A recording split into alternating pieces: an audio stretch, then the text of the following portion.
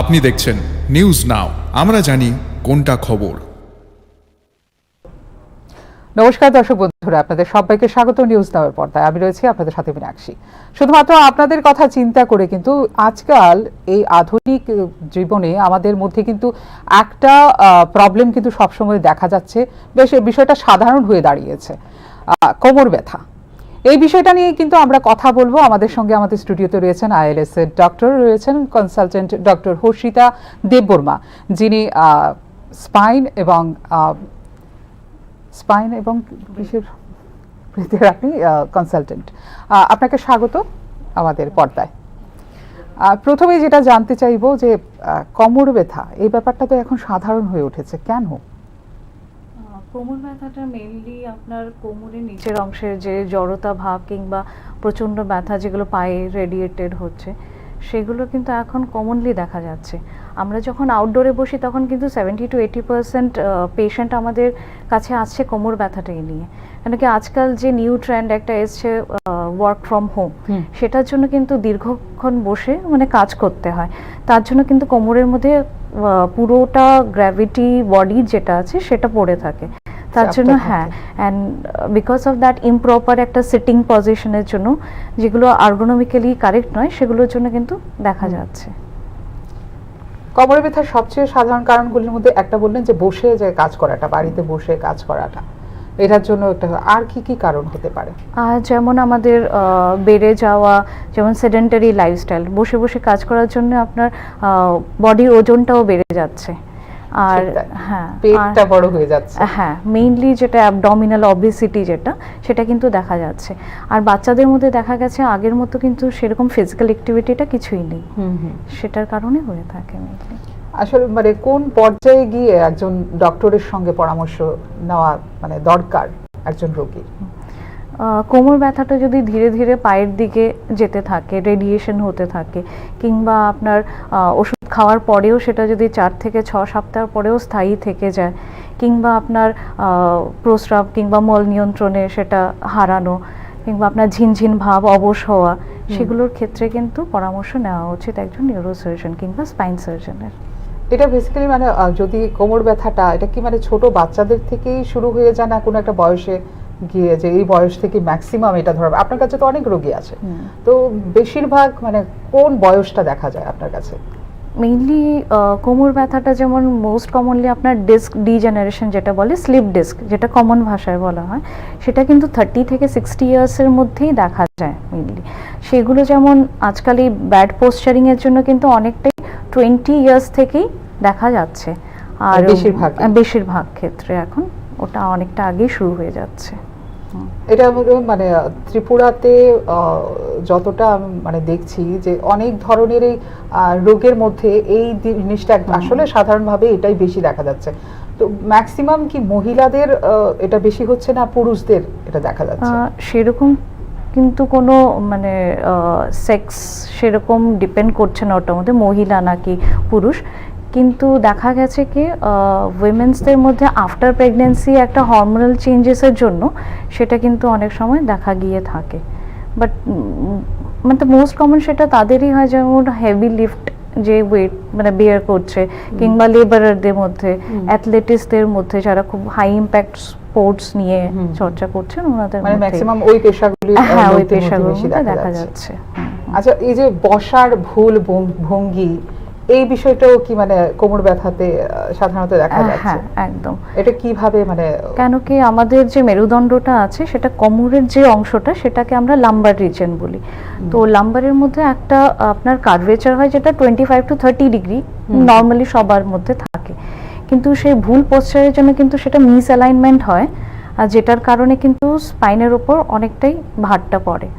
যেই কারণে মাসেল, যেহেতু আমাদের ফিজিক্যাল অ্যাক্টিভিটি নেই, সেহেতু আমাদের ব্যাক মাসেল কিন্তু কোনো রকমের স্ট্রেংথেনিং পাচ্ছে না।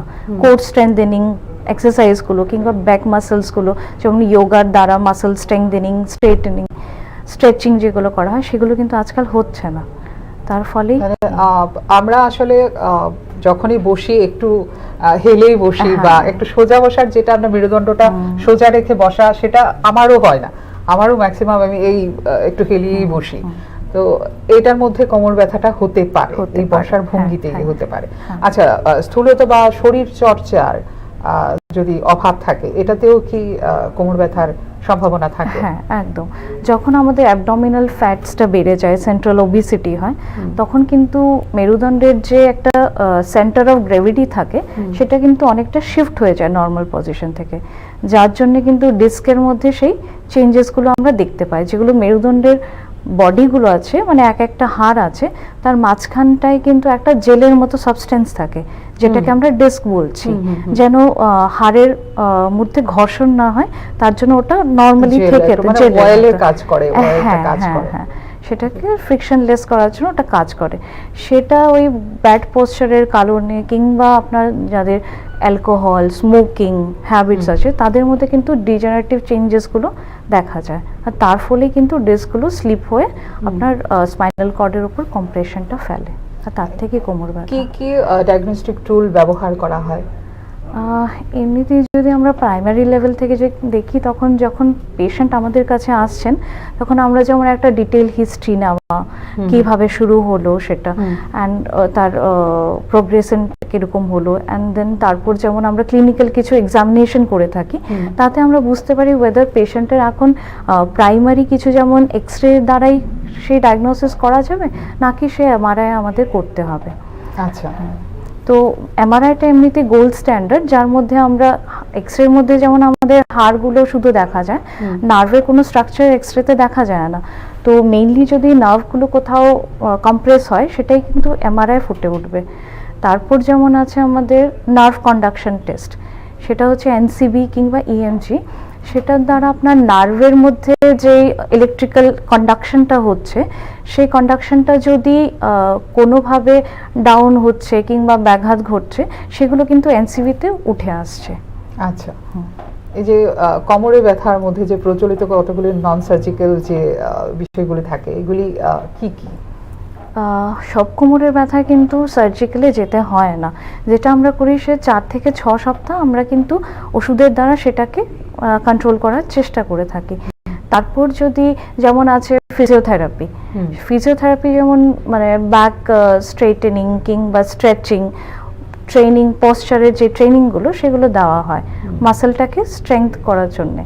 তারপরে যদি না হয়ে থাকে, নেক্সট স্টেপ আসছে আমাদের ব্লক। কিছু ইনজেকশনস এমন আছে, যেমন কোনো লোকাল অ্যানেস্থেটিক এজেন্টস কিছু আছে, মেডিকেশনস আছে, যেগুলো আমরা ডাইরেক্ট যেই নার্ভের প্রবলেমটা হচ্ছে সেই নার্ভটাকে টার্গেট করে এক্সরের মাধ্যমে আমরা সেই নার্ভের মধ্যে ওষুধটা ইনজেক্ট করে থাকি। তাতে 3 to 6 মান্থের মধ্যে একটা রিলিভিং পিরিয়ড থাকে, আর সেটার মধ্যেই কিন্তু আমরা ওই অবেসিটিটাকে কমানো, তারপর ব্যাক মাসল স্ট্রেংথ করা, সেটার একটু সময় আমরা মানে এটার মধ্যে কি কোনো ডায়েটে চার্ট থাকে যে একদম সেটাকে আমাদের নিউট্রিশনিস্ট, সেটার সঙ্গে আমরা নিউট্রিশনিস্টকেও ইনভলভ করতে লাগে, মানে নিউরো আর স্পাইনের সঙ্গে কিন্তু আবার নিউরো, স্পাইন, ডায়েটিশিয়ান, আর তার সাথে ফিজিওথেরাপিস্ট। আচ্ছা, মানে একটা পুরো একটা টিম, পুরো একটা মাল্টি ডিসিপ্লিনারি অ্যাপ্রোচ টাইপের সেটা হয়ে থাকে। কি পর্যায়ে গিয়ে তারপরে মানে সার্জারির কথা মানে বলা হয়, কি পর্যায়ে গেছে? মেইনলি যখন অবশ ভাবটা চলে আসে, 50 মিটার কিংবা 100 মিটার যাওয়ার পরে আর হাঁটতে পারছেন না, ব্যথা, প্রচণ্ড রকমের ব্যথা শুরু হয়ে গেল, সেই ক্ষেত্রে কিংবা আপনার প্রস্রাব আর ওই মল নিয়ন্ত্রণের কন্ট্রোলটা মানে ওটা হারিয়ে গেল, সেই ক্ষেত্রে কিন্তু দেখাতেই হবে, আর স্পাইন সার্জারিটার রোল তখন চলে আসে। আচ্ছা, মানে আমি যদি একটা করি যে আমার শাশুড়ি মার একটা প্রবলেম আছে, কোমরে ব্যথা আছে, ওনার একটু ওয়েটটাও বেশি, সঙ্গে সঙ্গে কিন্তু হাঁটুতেও গিয়ে এটা এফেক্ট হচ্ছে, এটা কি মানে এই কোমরের সাথে কি হাঁটুতে কোনো যোগাযোগ আছে এটার? হ্যাঁ, যদি আমরা দেখে থাকি বয়স বাড়লে হয়তো অস্টিওপরোসিস যে ব্যাপারটা আসে, সেটার মধ্যে হয় কি আপনার বোনের যে ডেন্সিটিটা হয় সেটা কিন্তু হালকা হয়ে যায়, মানে বোন অনেকটাই পাতলা হয়ে যায়, কিংবা আমরা বলি অনেক সময় পোরাস, যেটাকে বলে বিস্কিটের মতো হয়ে যাওয়া, একদম নরম হয়ে যাওয়া, সেইটা কিন্তু মহিলাদের মধ্যে আফটার 40 ইয়ার্স দেখা গিয়ে থাকে। কেন কি, বিকজ অফ পোস্ট মেনোপোজাল কিছু চেঞ্জেসের জন্যে কিন্তু ক্যালসিয়ামটা কিন্তু বডির থেকে আস্তে আস্তে কমতে থাকে। তো তখন যদি আমরা ক্যালসিয়াম সাপ্লিমেন্ট না নিই সময় মতো, সেটা কিন্তু হাড়টাকে আস্তে আস্তে একদম নরম করে দেবে, অ্যান্ড গ্র্যাভিটিটা পুরোটাই হাড়ের উপর পড়বে, প্লাস আপনার হাঁটুর মধ্যেও সেটা আসবে। দুটোই ইন্টার রিলেটেড, এটা মানে রিলেটেড। হ্যাঁ। আমাদের যে বাড়ি ঘরে যে মহিলারা কন্টিনিউ তারা কাজ করে, অন্যদের খুব ভীষণ খেয়াল রাখেন, যত্ন করেন, কিন্তু নিজেদের কিন্তু ততটা যত্ন করে না।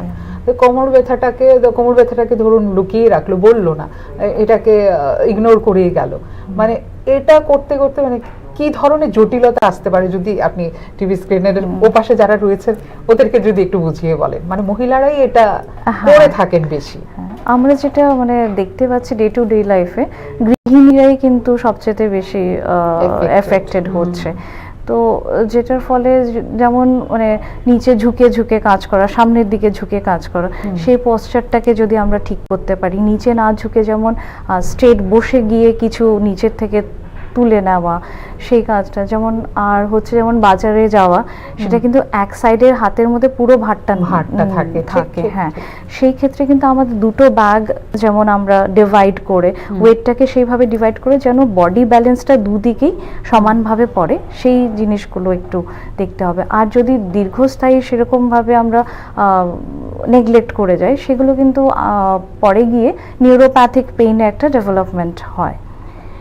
যেই নিউরোপ্যাথিক পেইনগুলো কিন্তু খুবই অসহ্যকর, আর day to day daily activity করাটা খুবই অসম্ভব হয়ে দাঁড়ায় তখন। মানে তখনই একজন সার্জনের সঙ্গে, বা একজন সার্জন না, ঠিক নিউরোসার্জন কিংবা স্পাইন সার্জন, একদম ওনাদের সাথে পরামর্শ নিয়ে নেওয়া ভালো। আমি কোশ্চেনগুলো দেখতে দেখতে একটা ইন্টারেস্টিং একটা কোশ্চেন দেখলাম, মানে আমার MISS, এটা একটা সার্জারি, এটা কি? MISS হচ্ছে মিনিমালি ইনভেসিভ স্পাইন সার্জারি। আগে যে স্পাইন সার্জারিগুলো হতো সেটার মধ্যে আমরা যেমন পুরো যে আমাদের কোমরটা আছে সেটা মিড লাইনে, যেটা আমাদের মেরুদণ্ডটা আছে ওটার ওপর দিয়ে কিন্তু আমরা অস্ত্রোপচার করে থাকি। আচ্ছা, হ্যাঁ, যেই লেভেলটা আমরা আগে ডিসাইড করি ফ্রম MRI যে কোন জায়গাটায় প্রবলেম আছে, আর সেই জায়গাটাকে টার্গেট করে তারপর সেটা খোলা হয়ে থাকে। সেই ক্ষেত্রে কি হয়, ওপেন সার্জারিতে আপনার মাসেল যেগুলো হয় ওটা আমাদের সেপারেট করতে হয় ফ্রম বোনস, তো সেই ক্ষেত্রে কিন্তু অনেকটাই মাসেল স্ট্রেংথ হারিয়ে যায়। তো MISSটা করছে কি, ছোট কাটার দ্বারা আমার একদম ছোট পাথওয়ে দিয়ে আমরা ঢুকছি, আর মাসেল কিন্তু সেটাতে খুব একটা নষ্ট হয় না, আর যেটা ন্যাচারাল ইন্টিগ্রিটি যেটা আছে বডির সেটা মেনটেন থাকে। আর পেশেন্ট কিন্তু খুব তাড়াতাড়ি, যারা মানে কর্মরত আছেন ওনারা কিন্তু 1 থেকে 2 সপ্তাহের মধ্যে আবার জয়েন করে নিতে পারছেন। কিংবা এটা ডে কেয়ার সার্জারি, যেমন যেদিন আপনার অপারেশন সকালবেলা হলো আপনি সন্ধ্যাবেলার মধ্যে বাড়িতে যেতে পারবেন, অ্যান্ড পেইনটাও খুব কম হয়। অ্যান্ড কসমেটিক্যালি যদি আমরা দেখি, সেই সার্জারির পরে যে স্কার মার্কটা থাকে দ্যাট ইজ ভেরি মিনিমাল হয়, অ্যারাউন্ড আপনার 0.7 mm something, not even 1 centimetre. মানে আমার জিজ্ঞাসার আগে পুরোটা যে সার্জারিতে আর MISS তে কি আলাদা, এই বিষয়টা আপনি আগেই বলে দিয়েছেন। মহিলাদের মধ্যে এই বিষয়টা আমি প্রথমেই আপনাকে জিজ্ঞেস করেছিলাম যে ফিমেল না মেল, এদের মধ্যে কাদের বেশি দেখা যায় এই প্রবণতাটা, কোমর ব্যথাটা। তো মানে আপনার কথাতেই বেরিয়ে এলো যে মহিলাদের মধ্যেই বেশি একটা অ্যাকচুয়ালি মানে যদি আমরা স্টাডিতে যাই তাহলে কিন্তু জার্নাল স্টাডিগুলোতে দেখা গেছে অলমোস্ট সিমিলার, সেরকম কিছু মানে মহিলা বা পুরুষদের মধ্যে সেরকম কিছু equally distributed. Actually totally depend করছে যে ওনার অকুপেশন কি, কিংবা উনি মানে কিসে, ওই অকুপেশন রিলেটেডই মেইনলি হয় যে ভার, আর মহিলাদের মধ্যে বিকজ অফ। আচ্ছা, এই MISS যে সার্জারিটা, এটার পরে মানে ফলাফলটা কতটা মানে পজিটিভ কম্পেয়ার টু আপনার যেগুলো কনভেনশনাল সার্জারিজ হচ্ছে?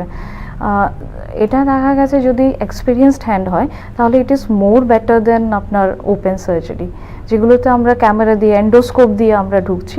সেই জায়গায় কিন্তু আমরা পুরো ছোট জায়গা থেকে পুরো 360 ডিগ্রি অ্যাঙ্গেলটা আমরা পুরোটা ইন্সপেকশন করতে পারছি ভেতরে গিয়ে। যদি MRI থেকে কিছু একটু ডিফারেন্ট ধরুন ওখানে মানে আমরা দেখতে পেলাম, সেগুলো কিন্তু ডিল করা হয় অন দ্য স্পট টেবিলের মধ্যে। আর জিনিসটা হচ্ছে অনেকটা লেস ব্লাড যেহেতু, তো পেশেন্টের জন্য ওইটা ভালো। আচ্ছা, এই সার্জারিটার পরে, MISS সার্জারিটার পরে একটা রোগীকে মানে কতটা কি মেনে চলতে হয়? রোগীকে এমনিতে আর্লি মোবিলাইজেশন যেটা আমরা বলি, মানে হচ্ছে খুব তাড়াতাড়ি স্বাভাবিক লাইফে ফিরে যাওয়া, সেটা কিন্তু উইদিন 24 আওয়ার্সের মধ্যেই হয়ে যায়। যেটা মেনে চলতে হয় সেটা হচ্ছে হেভি ওয়েট লিফটিং কিছু করবেন না উনি ফর 1 মান্থ অ্যাটলিস্ট রেস্ট দেবেন। তারপর হচ্ছে যেমন সিঁড়ি ওঠা নামা সেইগুলো যেমন ফিউ উইকসের জন্যে বন্ধ করতে হয়। আর যেমন হচ্ছে উইদিন 1 to 2 উইক উনি ডিউটি জয়েন করে নিতে পারেন, স্বাভাবিক লাইফে ফিরে যেতে পারেন। খাওয়া দাওয়া সব খাওয়া দাওয়া সেটা তো ওয়েট ম্যানেজমেন্ট করতেই হবে। সেই ক্ষেত্রে কিন্তু আমাদের খাওয়া দাওয়াটার মধ্যে যেমন ফ্যাটের পরিমাণটা কমিয়ে বেশিরভাগ ক্ষেত্রে আপনার প্রোটিনটা যদি আমরা নিতে পারি তাহলে ওয়েটের দিকটা একটু। ওনার যে কাজের যে একটা লোক তো তার প্রতিদিন একটা না একটা জবে থাকে, মানে ধরুন আমি একটা জবে আছি, আপনি একটা জবে আছেন, প্রত্যেকেরই একটা জবের আলাদা বিষয় আছে। তো ওই জব লাইফটা কি সাধারণ মানে স্বাভাবিক থাকে সার্জারির পরে? হ্যাঁ, ওই সার্জারির পরে পুরোপুরি স্বাভাবিক থাকে। হ্যাঁ, মানে দ্বিতীয়বার আর ঘুরে আসার কোনো ইয়ে নেই, মানে নিয়মগুলি যদি মেনে চলা হয় তাহলে সেটা হয় না। আর যেহেতু আমরা অনেকটাই মানে ওপেন সার্জারিতে এতটাই বোনস কাটা হয় বা মাসেল কাটা হয়, সেগুলো যখন কাটা হচ্ছে না তখন কিন্তু অনেকটাই ন্যাচারাল যে স্ট্রাকচারটা দিয়েছে আমাদের বডি সেটা কিন্তু মেনটেন থাকে। যেটা এবার একজন নিউরোসার্জনকে জিজ্ঞেস করছি, নিউরোসার্জন কি সার্জারিকেই প্রাধান্য দেয়? না, সেরকম ঠিক নয়। আমরা প্রথমে ওষুধের দ্বারাই সেটাকে ঠিক করার চেষ্টা করি, কিন্তু কিছু কিছু কেসে যেমন হয় যে দীর্ঘদিন উনি কোমর ব্যথা নিয়ে ভুগছেন, অনেক ডাক্তারদের কাছে দেখালেন, তারপর দেখা গেল কি ওটা নার্ভের ওপর এতটাই কম্প্রেশন পড়েছে যে ওনার পুরো পায়ের মধ্যে দুর্বলতা চলে আসা। হয়তো হতে পারে উনি যদি সার্জারি না করান তাহলে আগে গিয়ে সেটা প্যারালাইসিসে কনভার্ট হতে পারে। সেই রেড ফ্ল্যাগস যে সাইনগুলো আছে সেটার মধ্যেই কিন্তু আমরা ইন্টারভেনশন মানে সার্জিক্যাল ইন্টারভেনশন করে থাকি। আচ্ছা, নিউরো সার্জারির যে আধুনিক এখন জীবনযাত্রা চলছে, কি কি পদ্ধতি শুরু হয়েছে? আধুনিক পদ্ধতি কি কি? নিউরো সার্জারিতে যদি মেইনলি যেহেতু আমরা লো ব্যাক পেইনের বলছি, তাহলে স্পাইনের ক্ষেত্রে যেমন আমরা এখন টিউবুলার রিট্র্যাক্টার্স আছে কিছু, সেগুলোর দ্বারা আমরা করে থাকি, যেগুলোর মধ্যে 1.6 সেন্টিমিটারের ছোট কাটা থাকে। তারপর যেমন এন্ডোস্কোপিক আছে, আমরা হয়তো আগে শুনেছি যে ল্যাপ্রোস্কোপিক গল ব্লাডার হচ্ছে, মানে বডির ভেতরে একটা ক্যামেরা ফিট একটা স্কোপ ঢুকিয়ে আমরা সেটা বার করে। হ্যাঁ, তো সেইগুলো কিন্তু এখন স্পাইনেও আছে। হ্যাঁ, সেটা খুব ছোট দূরবীন টাইপের মতো থাকে, যেটা আমরা ভেতরে ঢুকিয়ে শুধু যেই জায়গায় প্রবলেমটা সেই জায়গাটাকে আমরা মানে ম্যানেজ করছি। আর যেমন মাইক্রোস্কোপস আছে, যেটা ছোট ছোট জিনিসগুলো খুব সূক্ষ্মভাবে দেখা যায়, যেমন 10 to 12 টাইমস বেটার দেখা যাচ্ছে। কিংবা আমরা অপারেশনের সময় কিন্তু নিউরো ন্যাভিগেশন মানে কোথায় এক্স্যাক্টলি পয়েন্টটা, কিংবা আপনার নার্ভ মনিটরিং, মানে অপারেশনের টেবিলেই কিন্তু আমরা বুঝতে পারি যে নার্ভটা কতটুকু কাজ করছে আর সার্জারির ফলে কোনো ড্যামেজ হয়নি তো অ্যাক্সিডেন্টালি। আচ্ছা, আমরা যখনই কোনো ধরনের অসুস্থতা আসে শরীরে তখনই কিন্তু আমরা ভয় পাই অনেক বিষয় নিয়ে ডাক্তারের কাছে। সার্জারি শুনলে তো মাথা এমনিতেই ভয় কাঁপে। তো কি কি ভয় কাজ করে এই মস্তিষ্ক বা স্পাইনের সার্জারির ইয়েতে, কি কি ভয় কাজ করে? মেইনলি যেমন আমার কাছে যখন পেশেন্টরা আসে ওনাদেরকে অন্য কোনো সেন্টার থেকে বলে দিলেন যে হ্যাঁ সার্জারির দরকার আছে এখন, তখন কিন্তু একটা কমপ্লিকেশন আমরা ওদেরকে জানিয়ে থাকি, যেমন প্যারালাইজ হওয়ার চান্স, কিংবা আপনার ব্লাডার মানে পেচ্ছাপ কন্ট্রোলের ওটা হারানোর একটা সম্ভাবনা থাকে। কিন্তু সেটা কিন্তু খুবই কম, যেমন 0.1 to 0.2% চান্স থাকে। তো সেই ক্ষেত্রে যদি আমরা খুব এক্সপার্ট স্কিল সার্জন দ্বারা যদি করায়, সেটা কিন্তু অনেকটাই আমরা অ্যাভয়েড করতে। ভুল ধারণা থাকে, ভুল ধারণাটা হচ্ছে যে হ্যাঁ অপারেশন করার পরে আমি পুরোটাই বিছানায় কাটাবো, লাইফ লং বিছানায় থাকবো, কিংবা আমার প্যারালাইজ হয়ে যাবে, কিংবা ওই পেচ্ছাপের নিয়ন্ত্রণটা পুরোপুরি হারিয়ে যাবে, সেগুলো একটা। আর হয়তো আমরা নর্মাল লাইফে আর ফিরে আসতে পারবো না, সেটা ভয় কাজ করে। আর এমআইএস সার্জারিটা কিন্তু অনেকটাই সেটা মিট করে দিচ্ছে। আচ্ছা, এই যে কোমর ব্যথা, এই ব্যথাটা যাতে না হয়, বাঁচা যায়, প্রতিরোধ করা যায়, এটা কি কি মানে আছে করা যায় যে এইভাবে প্রতিরোধ করতে পারবো আমি, আমার কোমরে ব্যথা হবে না বা একটা লোক সুস্থ থাকবে?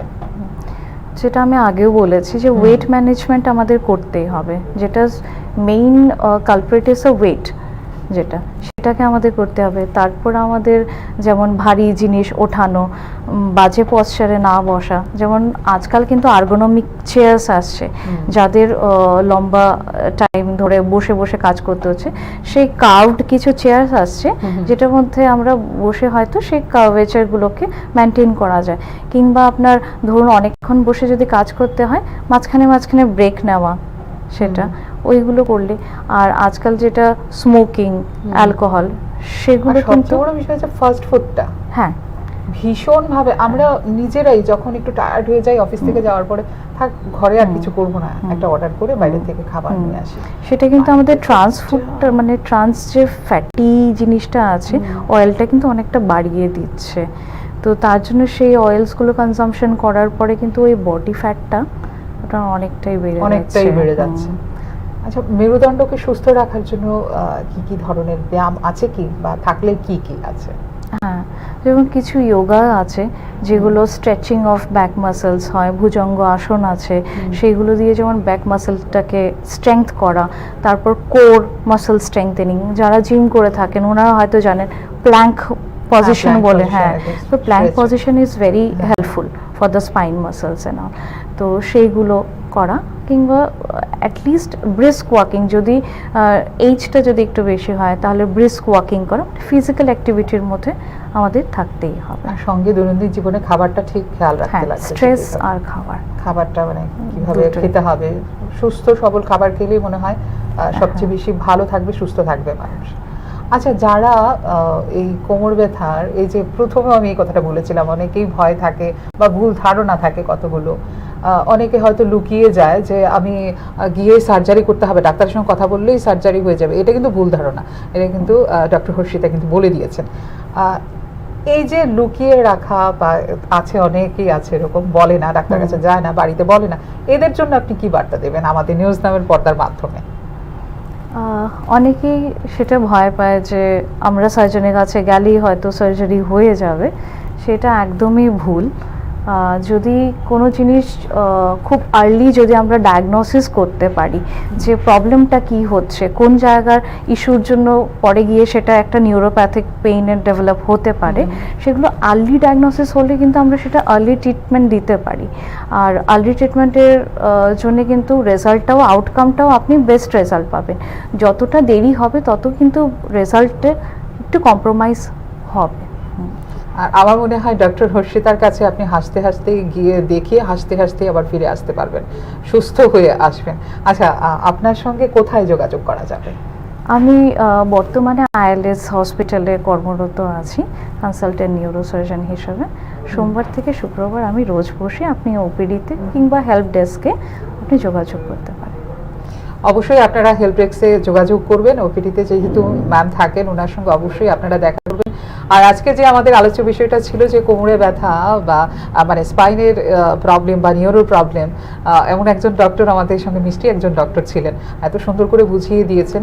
আপনারা অবশ্যই ভয় পাবেন না, নিজের রোগটাকে লুকিয়ে রাখবেন না, অবশ্যই ডাক্তারের কাছে গিয়ে আপনি দেখা করবেন, কনসাল্ট করবেন, ডক্টর যেভাবে বলবেন অবশ্যই সেটা মেনে চলবেন। ভয়ের আর কোনো দরকার নেই, যেহেতু ডক্টর আমাদের খুব সুন্দর করে বুঝিয়ে দিয়েছেন। অসংখ্য ধন্যবাদ আপনাকে এতটা সময় আমাদের দেওয়ার জন্য, খুব সুন্দরভাবে বুঝিয়ে দিয়েছেন। ভালো থাকবেন, সুস্থ থাকবেন। অবশ্যই আমাদের স্ক্রিনের ওপারে যারা রয়েছেন আপনারাও সুস্থ সবল থাকবেন, সেই চিন্তাটা কিন্তু মাথায় রেখেই আমরা কিন্তু বারবার কোনো না কোনো চিকিৎসকের সঙ্গে আপনাদের আলাপ করিয়ে দেব। ওনার সাথে আপনাদের হয়ে আমি প্রশ্ন করব, আপনারা জানবেন কিভাবে সুস্থ থাকতে হবে। এখানে তাহলে বিদায় নিচ্ছি, সবাই ভালো থাকবেন, নমস্কার।